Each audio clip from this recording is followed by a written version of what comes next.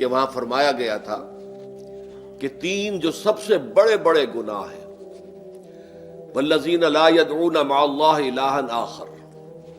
وہ لوگ کہ جو اللہ کے ساتھ کسی اور الہ کو پکارتے نہیں ہیں، کسی اور سے دعا نہیں کرتے، ولا يقتلون النفس التي حرم اللہ الا بالحق، نہیں انسانی جان کو قتل کرتے ہیں جسے کہ اللہ نے محترم قرار دیا ہے مگر حق کے ساتھ، یعنی کوئی قانون کی دفعہ ان کے اوپر لاگو ہو جائے تو بات دوسری ہے، قتل عمد کے قصاص میں قتل ہوگا، یا یہ کہ زنا اگر شادی شدہ مرد یا عورت کرتے ہیں تو ان کی سزا جو ہے وہ رجم ہے، جو قتل کی ایک بہت ہی شدید شکل ہے، یا مرتد کی سزا قتل ہے، اور یا پھر یہ ہے کہ کافر کو قتل کیا جا سکتا ہے جو حربی ہو، جس کے ساتھ جو جنگ ہے وہ ڈکلیئرڈ ہو۔ ان چار صورتوں کے علاوہ کسی انسان کو کسی حالت میں کسی جذبے کے تحت قتل کرنا جائز نہیں ہے، حرام ہے، حرام مطلق ہے۔ یہ ہمارے ہاں جو وہ عزت کے نام پر آنر کلنگز جو ہو رہی ہوتی ہیں، یہ سب کے سب جو ہے جرم ہے اسلام کی نگاہ میں، کسی کو یہ حق حاصل نہیں ہے کہ اس طرح سے اپنے ہاتھ میں قانون کو لے لیں۔ لیکن اس کے بعد فرمایا تھا کہ جو لوگ یہ کام کرتے ہیں تو پھر یہ ہے کہ یلقا اساما، وہ اس کی پاداش بھگت کر رہیں گے، یضاعف لہ العذاب یوم القیامہ، ان کے لیے قیامت کے دن عذاب دگنا کر دیا جائے گا، بڑھا دیا جائے گا، وَيَخْلُدْ فِيهِ مُهَانًا، اور وہ رہیں گے اس میں ہمیشہ ہمیش نہایت ذلت کے ساتھ، رسوا ہو کر، إِلَّا مَن تَابَ وَآمَنَ وَعَمِلَ عَمَلًا صَالِحًا، اس میں استثناء ہے کہ جو توبہ کرے اور تجدید ایمان کرے یا ایمان لائے، اگر پہلے کافر تھا تو ایمان لائے گا، اور اگر پہلے مسلمان تھا لیکن یہ کہ یہ گناہ سرزد اس سے ہوا تو گویا کہ ایک طرح کے کفر میں وہ داخل ہو گیا تھا، ایمان حقیقی سے محروم ہو گیا تھا، تو گویا کہ تجدید ایمان کرے، الا من تاب وآمن وعمل عملا صالحا، اور پھر اس کا عمل تبدیل ہو جائے، عمل درست ہو جائے، غلط کام کو فی الواقع چھوڑ دے، فاولئک یبدل اللہ سیئاتہم حسنات، تو یہ وہ لوگ ہیں کہ اللہ تعالیٰ ان کی برائیوں کو بھلائیوں سے بدل دے گا۔ یہ بات جو ہے بہت بلند ہے، اس میں اللہ تعالیٰ کی طرف سے وعدہ جو ہو رہا ہے کہ فاولئک یبدل اللہ سیئاتہم حسنات وکان اللہ غفورا رحیما ومن تاب وعمل صالحا، پھر دوبارہ تکرار کے ساتھ یہ بات آ چکی ہے، جو توبہ کرے اور پھر عمل اچھا کرے، فإنہ یتوب الی اللہ متابا، تو وہ ہے جو حقیقت میں توبہ کرتا ہے اللہ کی جناب میں جیسے کہ توبہ کرنی چاہیے، عمل میں کوئی تبدیلی نہ ہو، اور توبہ کی تسبیح ہوتی رہے، استغفر اللہ ربی من کل ذنب واتوب الیہ، آپ نے 10 تسبیحیں کر لی، 1000 مرتبہ کہہ لیا، یہ سب زیرو ہے اللہ کی نگاہ میں۔ ذکر کا ثواب مل جائے گا کہ اتنا وقت آپ نے اللہ کا نام لیا ہے، اللہ کا ذکر کیا ہے، اس کا ثواب تو ملے گا، لیکن یہ توبہ نہیں ہے، اس سے کسی گناہ کی معافی کا کوئی سوال نہیں ہوتا، اس سے برائیوں کے بھلائیوں میں بدلنے کا کوئی امکان نہیں ہے، اس سے اس کی سزا سے بچنے کی کوئی سبیل نہیں ہے۔ اب سورہ تحریم میں خاص طور پر ایک خاص جو پس منظر ہے اس کے اعتبار سے یہ آیت آ رہی ہے، یا ایھا الذین آمنوا توبوا الی اللہ توبۃ نصوحا، اے وہ لوگوں جو ایمان لائے ہو، اے ایمان کے مدعیوں، دعوے داروں، توبہ کرو اللہ کی جناب میں، لیکن وہ توبہ خالص ہونی چاہیے، توبۃ نصوحا۔ اس سورہ مبارکہ کے پس منظر کو نوٹ کیجئے تو اس میں ایک خطائے اجتہادی کہہ لیجئے حضور سے ہو گئی تھی صلی اللہ علیہ وسلم، اگرچہ وہ خطا جانب خیر میں تھی، اچھے کام کے لیے تھی، برے کام کے لیے نہیں تھی، کہ آپ نے اپنی ازواج مطہرات کی دل جوئی کے لیے ایک شے جو اللہ کی طرف سے آپ کے لیے حلال تھی اس کو استعمال نہ کرنے کی قسم کھا لی، تو اس پر حضور کو روکا گیا، یا ایھا النبی لم تحرم ما احل اللہ لک تبتغی مرضات ازواجک، اے نبی کیوں آپ اپنے اوپر حرام ٹھہراتے ہیں وہ شے جو اللہ نے آپ کے لیے حلال قرار دی ہے؟ کیا آپ اپنی بیویوں کی رضا جوئی کے لیے ایسا کر رہے ہیں؟ واللہ غفور الرحیم، اللہ غفور ہے، رحیم ہے، اللہ نے آپ کی اس خطا سے درگزر کیا ہے، لیکن قد فرض اللہ لکم تحلۃ ایمانکم، اللہ تعالیٰ نے راستہ تمہارے لیے کھول دیا ہوا ہے کہ ایسی قسموں کو کھولا جا سکتا ہے، جس کے لیے کہ سورہ مائدہ کے اندر کفارہ دے دیا گیا، تو گویا کہ حضور کو یہاں حکم دیا جا رہا ہے کہ آپ اپنی اس قسم کا کفارہ دیجئے، قسم کا، اور یہ جو قسم ہے اس کو کھول دیجئے۔ نمبر 2 پہ پھر 2 ازواج مطہرات کا معاملہ آیا کہ حضور نے ایک راز کی بات کہی ایک زوجہ محترمہ سے، لیکن انہوں نے وہ راز جو ہے وہ دوسری زوجہ محترمہ کو پہنچا دیا جن میں زیادہ آپس میں قریبی تعلق تھا. تو گویا کہ یہ بھی ایک طرح سے خیانت ہو گئی، اس لیے کہ راز جو ہے وہ تو ایک امانت ہوتا ہے، اور خاص طور پر عائلی زندگی میں میاں بیوی کے درمیان کے جو معاملات ہوتے ہیں وہ تو بہت ہی رازداری پر مبنی ہوتے ہیں. اس لیے ان میں سے کوئی چیز جو ہے جس کو خاص طور پر کہا گیا ہو کہ یہ ایک راز کی بات ہے جو تم سے کہہ رہا ہوں، کسی اور سے کہنا نہیں ہے، تو اس میں جو غلطی ہوئی ہے وہ بھی ایک بڑی غلطی تھی حضرت عائشہ صدیقہ رضی اللہ تعالی عنہا ان کی. تو ان دونوں کے پس منظر میں پھر تیسری بات آئی کہ اہل ایمان اگر تم غافل ہو اپنے اہل و عیال کی طرف سے اس اعتبار سے کہ ان کا کردار کیسا بن رہا ہے، وہ اللہ کے بندے ہیں یا کوئی غلطیاں کر رہے ہیں، خطا کر رہے ہیں، تو دیکھو یہ تم ان کے ساتھ جو ہے وہ محبت نہیں کر رہے، عداوت کر رہے ہو. اس لیے کہ تمہاری اس نرمی، تمہاری اس شفقت اور ان محبت کے اندر اس درجے بڑھ جانا کہ اس میں اللہ تعالیٰ کے جو حرام کردہ امور ہیں ان میں بھی تم ملوث ہو جاؤ، تو یہ گویا کہ در حقیقت تم اپنے آپ سے بھی دشمنی کر رہے ہو اور ان سے بھی دشمنی کر رہے ہو. اپنے آپ سے دشمنی کر رہے ہو کہ تمہاری عاقبت خراب ہوگی، ان سے دشمنی کر رہے ہو کہ ان کی اگر تربیت غلط ہو جائے گی تو گویا کہ وہ جہنم کا نوالا بنیں گے. اب اس تین چیزوں کے پس منظر میں فرمایا جا رہا ہے یا ایھا الذین آمنوا توبوا الی اللہ توبۃ نصوحا، اے ایمان والو، اے ایمان کے دعوے دارو، اللہ کے جناب میں توبہ کرو، لیکن توبہ خالص نصوحا. پہلی بات تو یہ جانیے، میں نے بھی یہ یقیناً پہلے بھی عرض کیا ہوگا لیکن دہرانے میں کوئی حرج نہیں ہے، عربی زبان میں یہ دو الفاظ بہت قریب ہیں، آبا یعوب اوبن اور تابا یتوب توبن یا توبتن. آبا یعوب اوبن بھی ہوتا ہے واپس لوٹنا، لیکن یہ ہے کسی یعنی مادی چیز کی طرف سے واپس لوٹنا. ایک ہے تابا یتوب توبن یا توبتن، وہ کسی فعل سے، معنوی چیز سے پلٹ آنا، لوٹ آنا.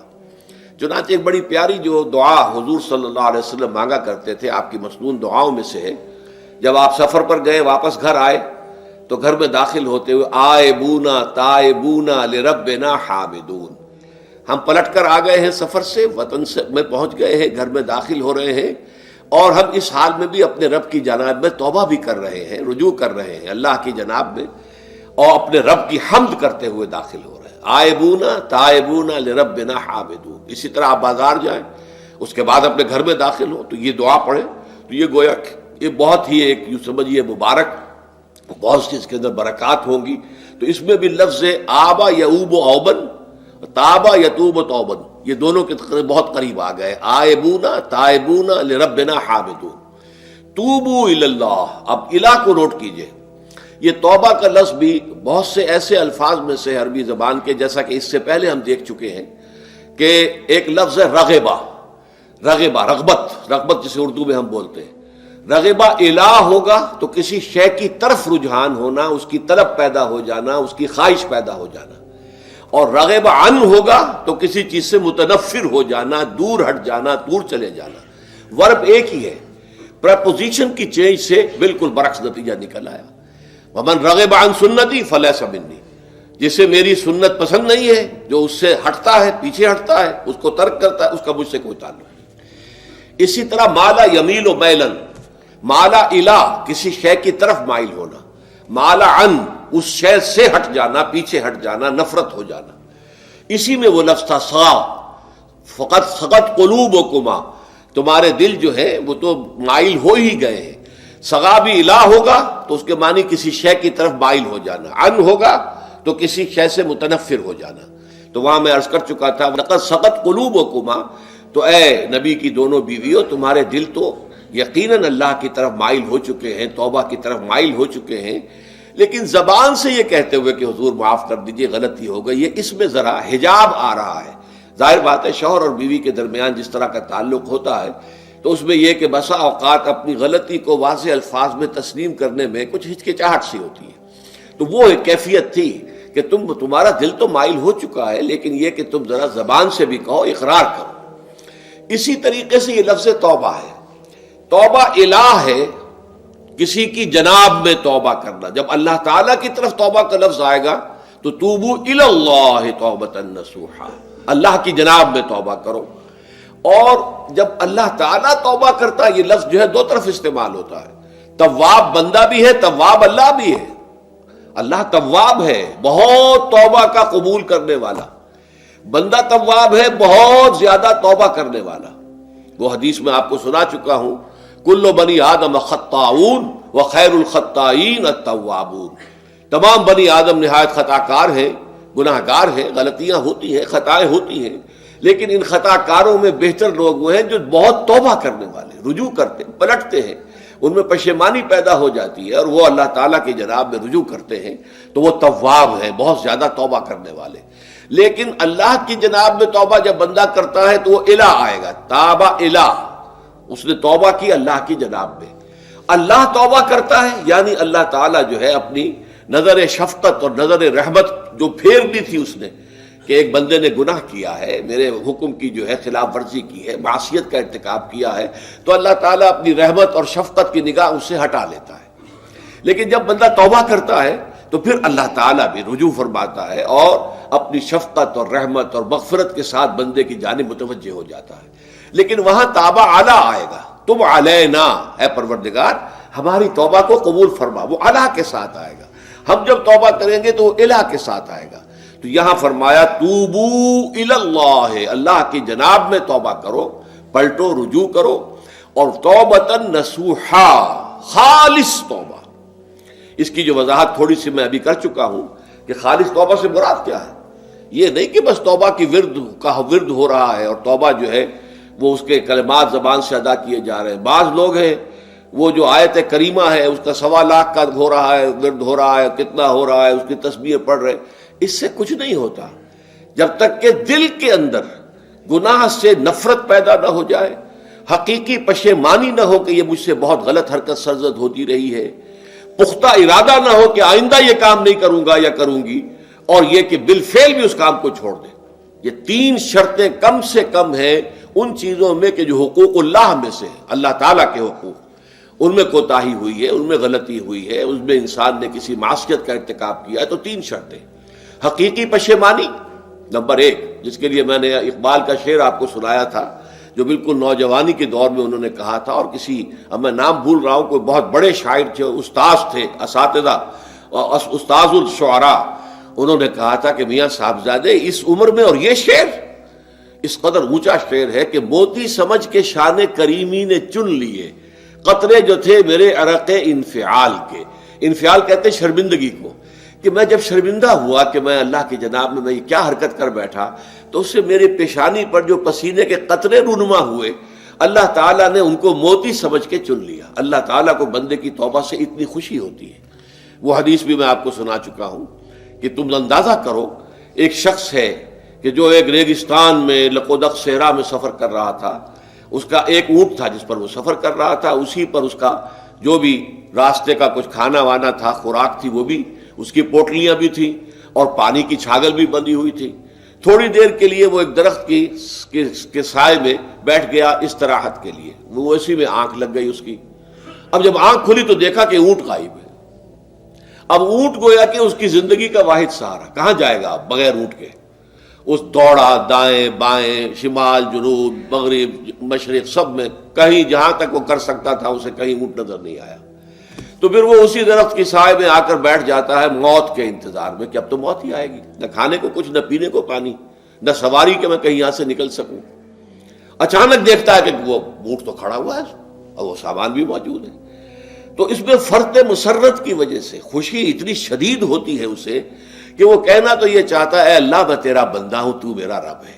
لیکن وہ کہہ یہ بیٹھتا ہے اے اللہ میں تیرا رب ہوں، تو میرا بندہ ہے۔ یعنی اتنا وہ اپنے اس میں حواس کھو بیٹھتا ہے خوشی کی وجہ سے۔ اتنی ہی خوشی ہوتی ہے اللہ تعالیٰ کو اپنے کسی گناہ گار بندے کی توبہ سے۔ اب آپ اندازہ کیجئے، یہ ہے جو تشبیہ حضور صلی اللہ علیہ وسلم نے توبہ کی عظمت کے لیے بیان کی۔ تو اس کے حوالے سے، اور میں آپ کو فلسفے کے طور پر بھی بتا چکا ہوں کہ بہت بڑی غلطی جو ہے، جیسے ان دونوں صورتوں کا جو مرکزی مضمون میں نے بتایا تھا کہ خاندانی زندگی میں 2 انتہائی کیفیات پیدا ہوتی ہیں، یا میاں بیوی کی موافقت نہیں ہو رہی تو آخری حد ہے طلاق، یا یہ ہے کہ اتنی محبت ہو گئی ہے کہ محبت کی وجہ سے شریعت کی حدود کے اندر رد و بدل ہو رہا ہے۔ تو پہلے کے موضوع کے اوپر سورہ طلاق ہے اور دوسرے موضوع کے اوپر سورہ تحریم ہے۔ تو طلاق کے معاملے میں بھی عیسائیوں سے جو بہت زیادہ غلطی بہت بڑی سرزد ہوئی وہ یہ ہے کہ حضرت عیسیٰ نے یہ فرمایا تھا کہ جو شخص اپنی بیوی کو طلاق دیتا ہے گویا کہ ناحق، وہ گویا کہ اس سے زنا کرواتا ہے، یعنی یہ کہ طلاق ہو گیا اس کو، اب وہ بیچاری جو ہے وہ بے شوہر کے ہے، عام طور پر مطلقہ سے کوئی شادی نہیں کرتا، تو اب اس کے فتنے میں مبتلا ہونے کا امکان موجود ہے، وہ زناکاری پر آمادہ ہو سکتی ہے، تو جس شخص نے اسے غلط طلاق دی تھی در حقیقت وہ ذمہ دار ہوگا اس زناکاری کا جو وہ کر رہی ہے۔ یہ اصل میں ایک اخلاقی تعلیم تھی جس کو کہ انہوں نے قانونی سمجھ لیا اور طلاق کا دروازہ بند کر دیا، حالانکہ شریعت موسوی میں طلاق کا راستہ کھلا تھا جیسے شریعت محمدی میں، کہ اگر کوئی صورت ایسی ہے کہ مزاج نہیں مل رہا ہے تو ٹھیک ہے، علیحدہ ہو جاؤ، سیپریشن کا راستہ کھلا ہوا ہے۔ اگرچہ اللہ کو حلال چیزوں میں سب سے زیادہ ناپسند طلاق ہے، اللہ چاہتا یہی ہے کہ یہ بندھن بندھ جائے تو بندھا رہے ساری عمر، لیکن یہ کہ یہ بھی نہیں ہے کہ گھر کے اندر چخ چخ ہوتی رہے، چپکلش چلتی رہے، گھر کے اندر چین نہ رہے، راحت نہ رہے، باہمی اعتماد نہ ہو اور پھر بھی وہ بندھن بندھا رکھا جائے، اس کا کوئی فائدہ نہیں۔ تو قانون وہ تھا لیکن اخلاقی تعلیم یہ تھی، جیسے حضور نے فرمایا ابغض الحلال عند اللہ الطلاق، لیکن ساتھ ہی میں نے وہ حدیث بھی آپ کو سنا دی کہ جو شخص اپنی بیوی کی جو بھی اس کی روش ہے اس سے سخت نالاں ہے، شکایتیں کرتا پھرتا ہے دوسروں سے، طلاق نہیں دیتا، تو اللہ تعالیٰ اس کی دعا سنتا ہی نہیں کہ جب میں نے تمہارے لیے راستہ کھلا ہوا تھا وہ تم اختیار نہیں کر رہے۔ تو یہی معاملہ در حقیقت عیسائیوں نے اس حد تک بڑھایا کہ حضرت آدم اور حوا سے جو خطا ہو گئی تھی وہ خطا جو ہے وہ تو ہر انسان دنیا میں جو آتا ہے تو خطا کار ہے، وہ اپنے آباء و اجداد، اپنے اماں حوا اور اپنے ابا آدم کی خطا لے کر اپنے ساتھ پیدا ہو رہا ہے، تو گناہ گار ہے۔ Man is sinful from the very birth.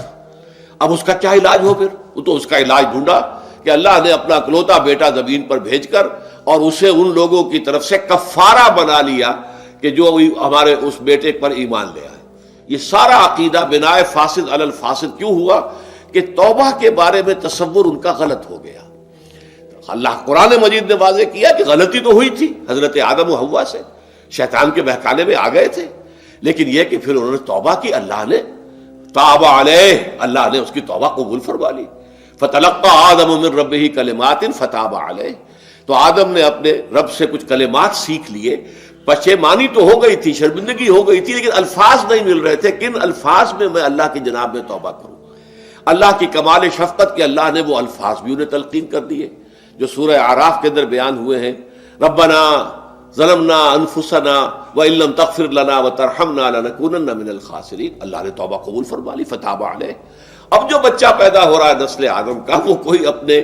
جد امجد جو ہے حضرت آدم اور حضرت حوا کے گناہ کی پوٹ لے کر نہیں آتا ہے، وہ تو کل مولود یولد علی الفطرہ، فطرت الاسلام پہ پیدا ہوتا ہے۔ تو توبہ کی در حقیقت جو عظمت اور حقیقت ہے ہمارے دین میں، اس کو نہ سمجھنے سے بھی بہت بڑی غلطیاں لوگوں سے ہو جاتی ہے، اور تاریخ انسانی میں اتنی بڑی بڑی غلطیاں ہوئی ہیں۔ طلاق کے معاملے میں بھی عیسائیوں نے پھر یہ کیا کہ سوائے اس کے کوئی شکل نہیں ہے کہ بیوی زنا کار ہو تو پھر تو طلاق ہو جائے گی، سیپریشن ہو جائے گی، لہذا جو طلاق دینا چاہتے تھے وہ ایسے مواقع پیدا کرتے تھے کہ بیوی زنا کرے، یا یہ کہ جھوٹی گواہیاں فراہم کرتے تھے زناکاری کی اور پھر اس سے چھٹکارا حاصل کرتے تھے۔ اس کے بغیر چھٹکارا حاصل کرنے کی کوئی شکل نہیں تھی۔ اس پر بڑے بڑے افسانے جو ہیں وہ مغربی لٹریچر کے اندر آپ کو ملیں گے کہ عورت سے نجات پانے کے لیے انہیں پھر یہ کرنا پڑتا تھا کہ جھوٹے طور پر جھوٹا الزام تہمت لگا کر اس کے اوپر زنا کا الزام ثابت کرے، یا یہ ہے کہ اسے واقعتاً خود ایسے حالات میں ڈال دے کہ وہ زانیہ بن جائے اور پھر اس سے نجات حاصل۔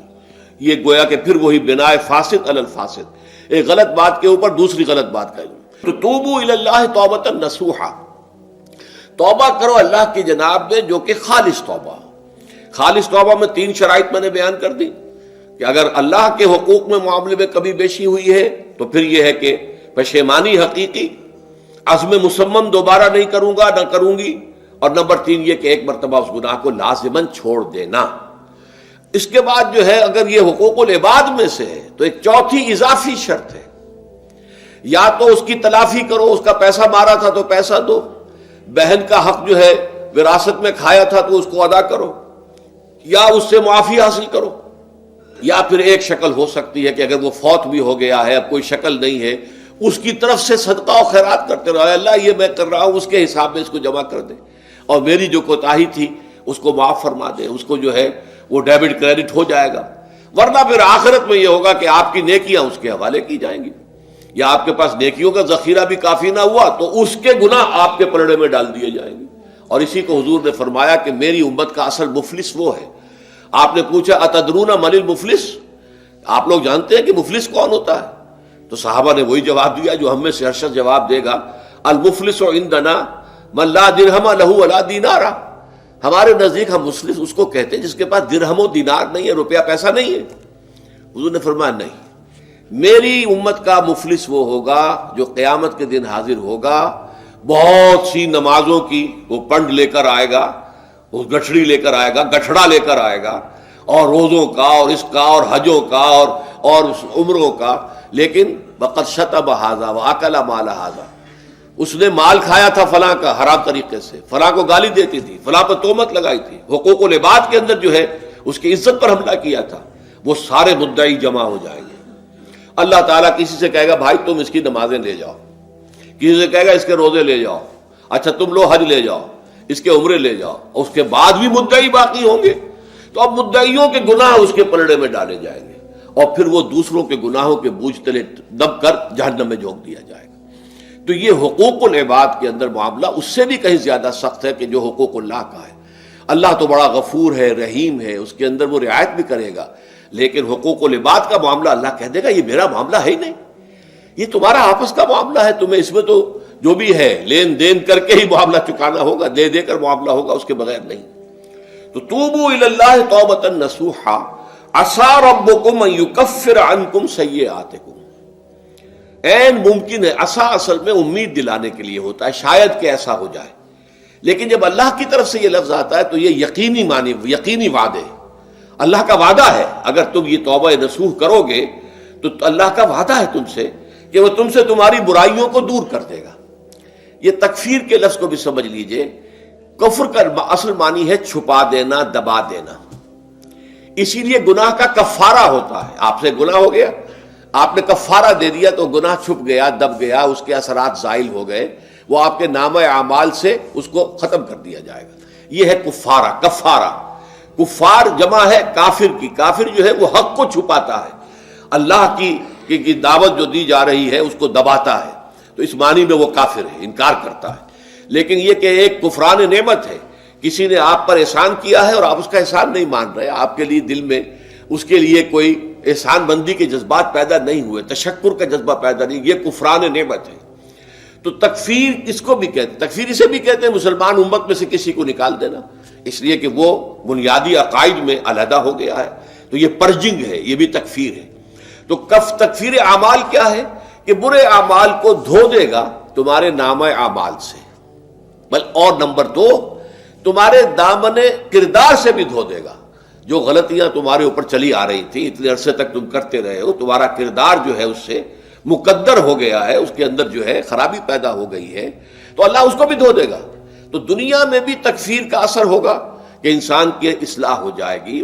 اس کی سیرت و کردار جو ہے صحیح رخ پر آ جائیں گے. اور آخرت میں یہ ہے کہ اس کا جو اعمال نامے میں جو گناہ درج تھا وہ وہاں سے صاف کر دیا جائے گا، محو کر دیا جائے گا. یہ تکفیر 2 گناہ ہے. اور اس میں جو ہم سورہ الفرقان میں پڑھ کر آئے ہیں وہ اس سے بھی اگلی بات ہے. اولئک یبدل اللہ سیئاتہم حسنات. جہاں گناہ کا اندراج تھا وہاں اب نیکی کا اندراج ہو جائے گا. تمہاری سیرت و کردار میں جو گناہ کا پہلو تھا وہ اب نیکی کے پہلو میں بدل جائے گا. یہ تکفیر گویا کہ دنیا میں بھی اور آخرت میں بھی. عسیٰ ربکم، امید ہے اور اللہ کا وعدہ ہے کہ وہ تم سے تمہاری برائیوں کو دور کر دے گا. مطلب یہ کون انسان ہے جو برائی سے بالکل پاک ہے؟ کل بنی آدم خطاؤن وخیر الخطائین التوابون. توبہ کرو، توبہ نصوح کرو، اللہ تعالیٰ دھو دے گا. تمہارے دامن کردار سے بھی داغ اور دھبے صاف کر دے گا اور تمہارے اعمال نامے سے بھی. وَيُدْخِلَكُمْ جَنَّاتٍ تَجْرِي مِن تَحْتِهَا الْأَنْهَارُ، اور تمہیں داخل کرے گا ان باغات میں جن کے نیچے یا جن کے دامن میں ندیاں بہتی ہوں گی. یوم لا یخزی اللہ النبی والذین آمنوا معہ، وہ دن کہ جس دن اللہ رسوا نہیں کرے گا نہ نبی کو اور نہ ان کو جو ان کے ساتھ ایمان لائے. ان کے ساتھ ایمان لانے، ظاہر بات ہے انبیاء کے رسوا ہونے کا تو کوئی سوال ہی نہیں. یہاں اس کا ذکر جو ہے وہ تو صرف بطور تذکرہ کر دیا گیا، ورنہ اصل کیا ہے؟ جو نبی کے ساتھ ایمان لائے. اور نبی کے ساتھ ایمان لانے والوں میں درجہ اول کے لوگ وہ ہیں جو صحابہ کرام ہیں، جو حضور کے زمانے میں تھے، حضور کے ساتھ دیا انہوں نے، انہوں نے اپنے جان و مال سے حضور کے مشن کو تقویت پہنچائی، جہاں حضور کا پسینہ گرا وہاں اپنی خون کی ندیاں بہا دی، اپنی جانیں دے دی، تو وہ ہے اولین۔ لیکن اللہ تعالی ہمیں بھی ان میں شامل کرے، اس لیے کہ جیسے کہ سورہ بقرہ کی جو آخری سے پہلی آیت ہے اس کے اندر بیان فرمایا گیا کہ آمن الرسول بما انزل الیہ من ربہ والمؤمنون، ایمان لائے رسول محمد صلی اللہ علیہ وسلم اس چیز پر کہ جو ان کے اوپر ان کے رب کی طرف سے نازل کی گئی، اور ایمان لائے صاحب ایمان، وہ صاحب ایمان سب کے سب شامل ہو جائیں گے۔ تو قیامت کے دن اللہ تعالیٰ رسوا نہیں کرے گا، یوم لا یخزی اللہ النبی والذین آمنوا معہ، جس دن کہ اللہ تعالیٰ رسوا نہیں کرے گا نہ اپنے نبی کو صلی اللہ علیہ وسلم اور نہ ہی ان کو کہ جو ان کے ساتھ ایمان لائے۔ اور یہ آخرت کی رسوائی جو ہے بہت بڑی رسوائی ہے۔ دنیا کی رسوائی انسان جو ہے اس کو بہت ہلکا سمجھے، آخرت کی رسوائی بہت بڑی ہے۔ پوری خلق خدا جہاں جمع ہوگی، پوری انسانیت جمع ہوگی، تمام آدم سے لے کر آخری انسان تک جمع ہوں گے، اور وہاں اگر رؤوس الاشہاد ہمارا پردہ چاک کیا جائے، ہمارے گناہوں کو جو ہے اعلان کیا جائے، تو وہ کتنی بڑی رسوائی ہوگی۔ اسی لیے یہ دعا مانگتے رہنا چاہیے، اللہم ربنا اجرنا من خزی الدنیا والآخرہ، اے اللہ ہمیں بچا لے، دنیا اور آخرت دونوں کی رسوائی سے بچا لے۔ دنیا کی رسوائی یہ ہے کہ آپ کی کسی غلط کام کا چرچا ہو جائے، دنیا کے اندر پھیل جائے، آپ کی جو ہے عزت جو ہے وہ داغدار ہو جائے، اس سے بھی اے اللہ بچا لے، پردہ ڈال دے۔ جیسے کہ حضور نے لفظ استعمال کیا الا یتغمدنی ربی برحمتہ، الا یہ کہ میرا پروردگار مجھے اپنی رحمت کی چادر تلے ڈھانپ لے۔ اللہ تعالیٰ دنیا میں بھی ہمیں ڈھانپے رکھے اور آخرت میں بھی ڈھانپ لے۔ تو یہ خزی دنیا والآخرہ، اے اللہ ہمیں دنیا کی بھی رسوائی سے بچائے رکھ اور آخرت کی رسوائی سے بھی بچا لیجو۔ بارک اللہ لی ولکم فی القرآن العظیم ونفعنی